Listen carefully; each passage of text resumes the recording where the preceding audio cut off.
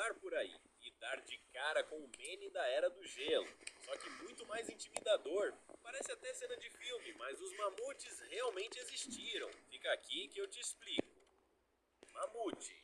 Eles viveram há milhares de anos atrás, numa época em que boa parte do planeta era coberta de gelo. Enquanto a gente reclama de um friozinho, eles enfrentavam temperaturas de até menos 40 graus tranquilamente. Seus corpos eram praticamente uma máquina de grossa de gordura, pele resistente e pelos longos que funcionavam como um casaco natural bem quentinho. E aquelas presas enormes não eram só para aparência, elas serviam para lutar, se defender e até cavar a neve em busca de comida escondida. E aqui vem a parte que muita gente não sabe: os mamutes conviveram com os humanos. Isso mesmo. Nossos ancestrais não só viram esses gigantes, como também caçavam alguns deles para sobreviver. Para você ter ideia, enquanto as pirâmides do Egito ainda estavam sendo construídas, ainda existiam pequenos grupos de mamutes andando pela terra em ilhas isoladas. E aí fica a pergunta: como um animal tão grande e tão resistente e simplesmente desapareceu? A resposta é uma combinação de fatores. Mudanças climáticas e a pressão da caça humana foram aos poucos reduzindo esses gigantes até não sobrar nenhum. Hoje, tudo o que resta são fósseis e até DNA preservado no gelo. Dodô.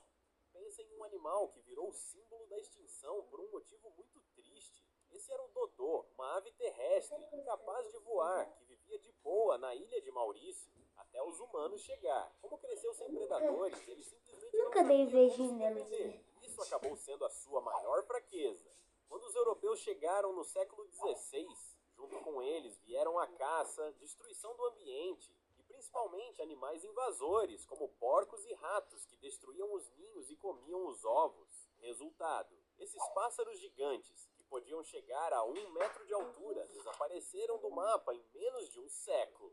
Se você está achando interessante, deixa o seu like aí e comenta sobre quais animais você gostaria de ver por aqui. Lobos terríveis. Você acha que lobos já são assustadores? Então imagina um que era basicamente um super lobo, o lobo terrível, o pesadelo da Era do Gelo, que viveu na América e era maior, mais forte e muito mais pesado que os lobos atuais. Eles caçavam em grupo e não era qualquer presa, eram animais gigantes, como bisões e até preguiças gigantes. Só que, mesmo sendo um predador tão dominante, ele desapareceu. E não foi porque surgiu um predador mais forte, foi porque o mundo mudou. O clima, o ambiente, a competição e, principalmente, as presas começaram a sumir. Sem alimento suficiente, eles não conseguiram sobreviver. Deinosuchus. Pensa em um crocodilo. Agora multiplica por 3. O Deinosuchus era um monstro pré-histórico que podia chegar a mais de 10 metros de comprimento. Sim, maior que um ônibus. Ele vivia nos rios e regiões costeiras e fazia algo bem assustador: caçava dinossauros. Literalmente, quando um dinossauro chegava perto da água, era puxado com uma mordida capaz de esmagar ossos como se fossem biscoitos. O Deinosuchus era basicamente um terror ambulante dos rios. E o mais curioso é que, apesar de parecer um crocodilo gigante, ele tinha características próprias. Adaptadas para dominar seu ambiente, ele não precisava correr, não precisava fazer barulho. Ele só esperava o momento perfeito. E no final, mesmo sendo praticamente invencível na água, desapareceu junto com os dinossauros. Certo, não?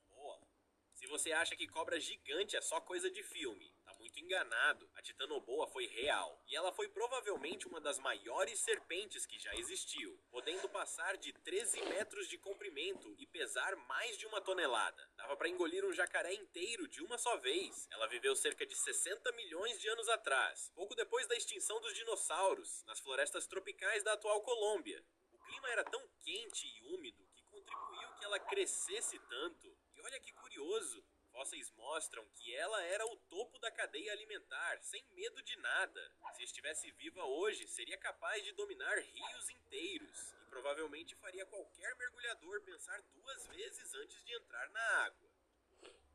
O tigre-dente de sabre. O tigre-dente de sabre talvez seja um dos animais pré-históricos mais famosos de todos. Só que o nome engana um pouco. Ele não era exatamente um tigre como os atuais. Era um predador diferente, com dentes enormes e afiados que chamavam a atenção de longe. Esses dentes não serviam só para aparência, eram armas mortais. Esse predador era especialista em atacar pontos vitais das presas, como o pescoço. Mas aqui vai um detalhe curioso. Esses dentes eram tão grandes que também eram frágeis, ou seja, um erro no ataque podia quebrar tudo.